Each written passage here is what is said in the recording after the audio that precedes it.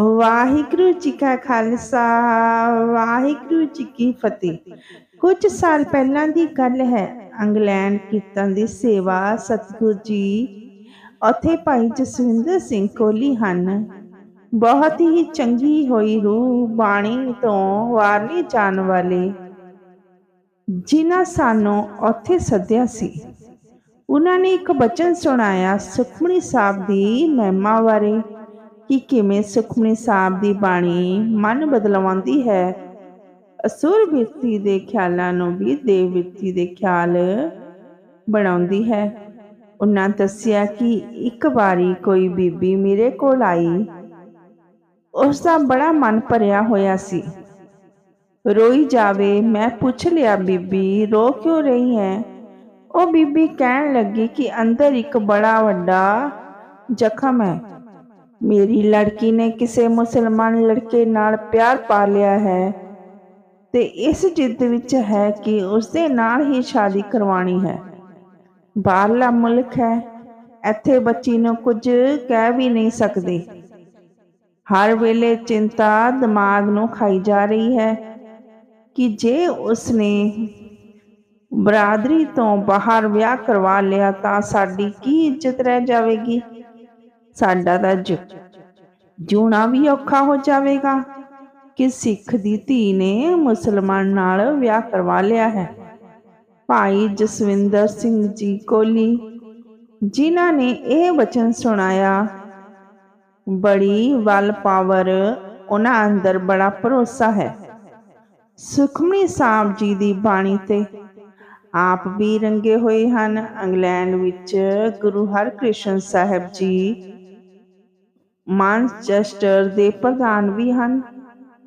ਉਹਨਾਂ ਨੇ special India ਤੋਂ ਸੁਖਮਨੀ ਸਾਹਿਬ ਦੇ ਗੁਟਕੇ ਮੰਗਾ ਕੇ ਆਪਣੇ ਕੋਲ ਗੁਰੂ ਸਾਹਿਬ ਵਿੱਚ ਰੱਖੇ ਹੋਏ ਹਨ।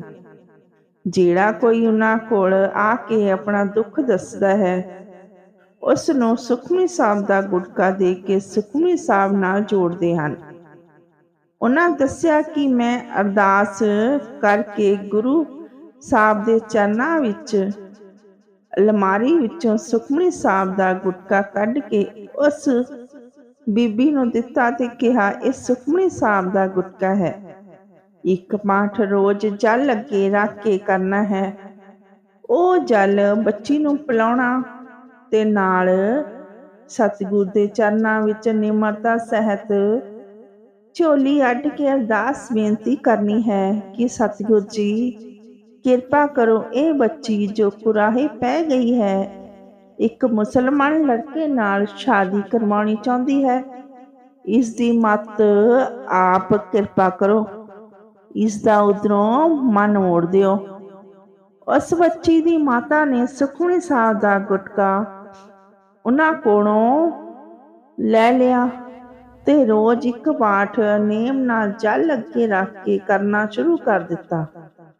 ਉਹ ਬੱਚੀ ਪੜ੍ਹੀ ਲਿਖੀ ਸੀ, ਇਤਨੀ ਗੱਲ ਸਮਝਦੀ ਸੀ ਕਿ ਮੇਰੇ ਮਾਤਾ ਪਿਤਾ ਮੇਰੇ ਨਾਲ ਇੱਕ ਮੁਸਲਮਾਨ ਲੜਕੇ ਨਾਲ ਵਿਆਹ ਕਰਨ ਦੀ ਗੱਲ ਨੂੰ ਲੈ ਕੇ ਨਾਰਾਜ਼ ਹਨ। ਸਮਝ ਗਈ ਕਿ ਇਹ ਜੋ ਜਲ ਸੁਖਮਨੀ ਸਾਹਿਬ ਦਾ ਪਾਠ ਕਰਕੇ ਪਿਲਾ ਰਹੇ ਹਨ, ਇਸੇ ਕਰਕੇ ਹੀ ਮੈਂ ਉਸ ਮੁਸਲਮਾਨ ਲੜਕੇ ਨਾਲ ਵਿਆਹ ਕਰਨ ਦੀ ਜਿੱਦ ਛੱਡ ਦੇਵਾਂ। ਪਰ ਉਹ ਆਪਣੇ ਦਿਲ ਹੱਥੋਂ ਕਹਿ ਲਵੋ ਕਿ ਵਾਸ਼ਨਾ ਕਰਕੇ ਕਹਿ ਲਵੋ ਮਜਬੂਰ ਸੀ। ਉਸ ਦੀ ਮਾਤਾ ਜੋ ਰੋਜ਼ ਨੇਮ ਨਾਲ ਸੁਖਮਨੀ ਸਾਹਿਬ ਦਾ ਪਾਠ ਕਰ ਰਹੀ ਸੀ, ਉਸ ਨੂੰ ਭਰੋਸਾ ਸੀ ਕਿ ਇੱਕ ਗੁਰੂ ਦੇ ਪਿਆਰੇ ਨੇ ਗੁਰੂ ਗ੍ਰੰਥ ਸਾਹਿਬ ਜੀ ਅੱਗੇ ਅਰਦਾਸ ਕਰਕੇ ਮੈਨੂੰ ਇਹ ਗੁਟਕਾ ਸਾਹਿਬ ਦਿੱਤਾ ਹੈ। ਮੇਰੀ ਭਾਵਨਾ ਜ਼ਰੂਰ ਪੂਰੀ ਹੋਵੇਗੀ।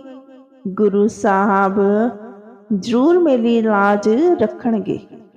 ਉਹਨਾਂ ਦੱਸਿਆ ਕਿ 1 ਮਹੀਨਾ ਹੋਇਆ ਸੁਖਮਨੀ ਸਾਹਿਬ ਦਾ ਪਾਠ ਕਰਦਿਆਂ। ਸੁਖਮਨੀ ਸਾਹਿਬ ਦੀ ਬਾਣੀ ਨੇ ਆਪਣੀ ਕਿਰਪਾ ਵਿਖਾਉਣੀ ਸ਼ੁਰੂ ਕਰ ਦਿੱਤੀ। ਉਸ ਬੱਚੀ ਦੀ ਜਹਾਜ਼ ਵਿੱਚ ਵੱਡੀ ਚੰਗੀ ਏਅਰ ਹੋਸਟਸ ਦੀ ਨੌਕਰੀ ਲੱਗ ਗਈ। ਹੁਣ ਧਿਆਨ ਦੇਣਾ, ਜਦੋਂ ਏਅਰ ਹੋਸਟਸ ਦੀ ਨੌਕਰੀ ਲੱਗ ਗਈ, ਜਹਾਜ਼ਾਂ ਵਿੱਚ ਰੋਜ਼ ਆਉਣਾ ਜਾਣਾ ਉਸ ਮੁਸਲਮਾਨ ਲੜਕੇ ਨਾਲ ਮੇਲ ਜੋਲ ਘਟ ਗਿਆ। ਲਿੰਕ ਘਟਣੇ ਸ਼ੁਰੂ ਹੋ ਗਏ। ਸੁਖਮਣੀ ਸਾਹਿਬ ਦੀ ਹੋਰ ਕਿਰਪਾ ਹੋਈ। ਉਸ ਲੜਕੇ ਦੀ ਨੌਕਰੀ ਕਿਸੇ ਹੋਰ ਮੁਲਕ ਵਿੱਚ ਲੱਗ ਪਈ। ਲਿੰਕ ਹੋਰ ਘਟ ਗਏ। ਇਹ ਭਾਈ ਜਸਵਿੰਦਰ ਸਿੰਘ ਕੋਹਲੀ ਜੀ ਨੇ ਦੱਸਿਆ। ਕਹਿਣ ਲੱਗੇ ਕਿ 6 ਮਹੀਨੇ ਬਾਅਦ ਉਹ ਲੜਕੀ ਆਪਣੀ ਮਾਂ ਨਾਲ ਉਹਨਾਂ ਕੋਲ ਆਈ ਤੇ ਕਹਿਣ ਲੱਗੀ, ਇਹ ਤੁਸੀਂ ਮੇਰੀ ਮਾਂ ਨੂੰ ਕਿਹੜਾ ਗੁਟਕਾ ਸਾਹਿਬ ਦਿੱਤਾ ਹੈ? ਕਿਹੜੀ ਬਾਣੀ, ਕਿਹੜੀ ਚੀਜ਼ ਦਿੱਤੀ ਹੈ? ਉਹ ਮੈਂ ਜਿਹੜੀ ਜਿੱਦ ਤੇ ਅੜੀ ਹੋਈ ਸੀ ਉਸ ਮੁਸਲਮਾਨ ਲੜਕੇ ਨਾਲ ਹੀ ਵਿਆਹ ਕਰਾਉਣਾ ਹੈ ਤੇ ਉਹੀ ਮੈਂ ਹਾਂ ਕਿ ਮੇਰਾ ਉਸ ਵੱਲੋਂ ਮਨ ਹੀ ਮੁੜ ਗਿਆ ਹੈ। ਮੈਨੂੰ 에ਅਰ ਹੋਸਟਲ ਦੀ ਬਹੁਤ ਵਧੀਆ ਨੌਕਰੀ ਮਿਲ ਗਈ ਹੈ, ਪਰ ਇੱਕ ਗੱਲ ਹੈ ਕਿ ਮੇਰੇ ਮਨ ਵਿੱਚ ਅਜੇ ਪੂਰੀ ਸ਼ਾਂਤੀ ਨਹੀਂ ਮਿਲੀ। ਬੱਚੀ ਦੀ ਇਹ ਗੱਲ ਸੁਣ ਕੇ ਉਹਨਾਂ ਨੇ ਅਲਮਾਰੀ ਵਿੱਚੋਂ ਇੱਕ ਹੋਰ ਗੁਟਕਾ ਸਾਹਿਬ ਕੱਢਿਆ ਤੇ ਉਹ ਗੁਰੂ ਗ੍ਰੰਥ ਸਾਹਿਬ ਜੀ ਅੱਗੇ ਅਰਦਾਸ ਕਰਕੇ ਉਸ ਬੱਚੀ ਨੂੰ ਦੇ ਕੇ ਕਹਿਣ ਲੱਗੇ ਕਿ ਇਹ ਜੋ ਚੀਜ਼ ਤੇਰੀ ਮਾਂ ਨੂੰ ਦਿੱਤੀ ਹੈ ਉਸ ਨੂੰ ਤੂੰ ਵੀ ਲੈ ਜਾ। ਤੂੰ ਵੀ ਰੋਜ਼ ਇਹ ਪਾਠ ਕਰਿਆ ਕਰ। ਕੁਰਬਾਨ ਜਾਈਏ ਇਹੋ ਜਿਹੇ ਗੁਰਸਿੱਖਾਂ ਤੋਂ ਜਿਹੜੇ ਵਿਦੇਸ਼ਾਂ ਵਿੱਚ ਬੈਠੇ ਵੀ ਸੰਗਤਾਂ ਨੂੰ, ਦੁਖੀਆਂ ਨੂੰ ਸੁਖਮਣੀ ਸਾਹਿਬ ਨਾਲ ਜੋੜ ਰਹੇ ਹਨ। ਉਸ ਬੱਚੀ ਨੇ ਉਹਨਾਂ ਕੋਲੋਂ ਗੁਟਕਾ ਸਾਹਿਬ ਲੈ ਕੇ ਆਪਣੇ ਪਰਸ ਵਿੱਚ ਪਾ ਲਿਆ ਤੇ ਉਸਨੇ ਵੀ ਨੇਮ ਨਾਲ ਰੋਜ਼ ਪਾਠ ਕਰਨਾ ਸ਼ੁਰੂ ਕਰ ਦਿੱਤਾ। ਅਜੇ 15 ਕੁ ਦਿਨ ਬੀਤੇ ਹੋਣਗੇ ਉਸ ਨੂੰ ਪਾਠ ਕਰਦਿਆਂ ਕਿ ਉਸ ਦੀ ਨੌਕਰੀ ਦਾ ਗ੍ਰੇਡ ਵੱਧ ਗਿਆ। 에ਅਰ ਹੋਸਟੈਸ ਦੀ ਨੌਕਰੀ ਵਿੱਚ ਗ੍ਰੇਡ ਹੁੰਦੇ ਹਨ, A grade, B grade, C grade. ਸ਼ਰਧਾ ਨਾਲ ਰੋਜ਼ ਸੁਖਮਨੀ ਸਾਹਿਬ ਦਾ ਪਾਠ ਕਰਨ ਦਾ ਸਦਕਾ ਉਸ ਦੇ ਗ੍ਰੇਡ ਦੀ ਹੋਸਟਸ ਵੱਧ ਗਈ ਤੇ ਗ੍ਰੇਡ ਹੁੰਦਾ ਹੈ ਜਹਾਜ਼ ਵਿੱਚ ਜਿਹੜੀਆਂ ਲਗਜ਼ਰੀ ਕਲਾਸ ਦੀਆਂ ਮਹਿੰਗੀ ਟਿਕਟ ਵਾਲੀਆਂ ਸਵਾਰੀਆਂ ਹੁੰਦੀਆਂ ਹਨ, ਉਸੇ ਜਹਾਜ਼ ਵਿੱਚ ਵੀ E ਗ੍ਰੇਡ ਵਾਲੇ ਹੁੰਦੇ ਹਨ। ਉਹਨਾਂ ਦੱਸਿਆ ਕਿ ਇੱਕ ਦਿਨ ਮੈਂ ਜਹਾਜ਼ ਵਿੱਚ ਸਫ਼ਰ ਕਰ ਰਿਹਾ ਸੀ ਤੇ ਸਵਾਰੀਆਂ ਨੂੰ ਅਟੈਂਡ ਕਰ ਰਹੀ ਸੀ। ਉਸਨੇ ਜਦੋਂ ਮੈਨੂੰ ਵੇਖਿਆ ਤੇ ਕਹਿਣ ਲੱਗੀ ਕਿ ਮੈਨੂੰ ਤੁਹਾਡੇ ਕੋਲੋਂ ਬਹੁਤ ਕੁਝ ਮਿਲਿਆ ਹੈ, ਮੈਂ ਹੁਣੇ ਤੁਹਾਨੂੰ ਮਿਲਣ ਲਈ ਆ ਰਹੀ ਹਾਂ। ਥੋੜ੍ਹੀ ਦੇਰ ਬਾਅਦ ਉਹ ਮੈਨੂੰ ਮਿਲਣ ਵਾਸਤੇ ਆਈ ਤੇ ਕਹਿਣ ਲੱਗੀ ਕਿ ਮੈਂ A ਗ੍ਰੇਡ ਦੀ ਹੋਸਟਸ ਬਣ ਗਈ ਹਾਂ। ਮੈਂ ਤੁਹਾਡਾ ਦਿੱਤਾ ਸੁਖਮਨੀ ਸਾਹਿਬ ਦਾ ਗੁਟਕਾ ਹਮੇਸ਼ਾ ਆਪਣੇ ਪਰਸ ਵਿੱਚ ਰੱਖਦੀ ਹਾਂ। ਮੈਨੂੰ ਇਸ ਦਾ ਬਹੁਤ ਆਸਰਾ ਹੈ। ਮੇਰਾ ਮਨ ਵੀ ਹੁਣ ਭਟਕਦਾ ਨਹੀਂ।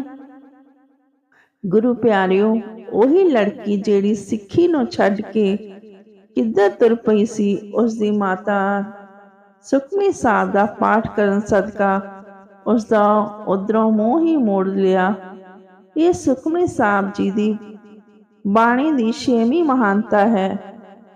ਇਹ ਬਾਣੀ ਦੂਸਰਿਆਂ ਦੇ ਮਨ ਬਦਲਾਉਣ ਦੇ ਵਿੱਚ ਵੀ ਸਮਰੱਥ ਹੈ। ਸਾਡੀ ਮੰਗ ਜਾਇਜ਼ ਹੋਵੇ, ਸਾਡੇ ਲਈ ਦੂਸਰੇ ਸਰੀਰ ਦਾ ਮਨ ਵੀ ਬਦਲਵਾਉਂਦੀ ਹੈ। ਅਸੁਰ ਬਿਰਤੀ ਦੇ ਖਿਆਲ ਨੂੰ ਬਦਲ ਕੇ ਦੇਵ ਬਿਰਤੀ ਵਾਲੇ ਬਣਾਉਂਦੀ ਹੈ। ਇੱਕ ਇੱਕ ਅੱਖਰ ਸੱਚ ਹੈ।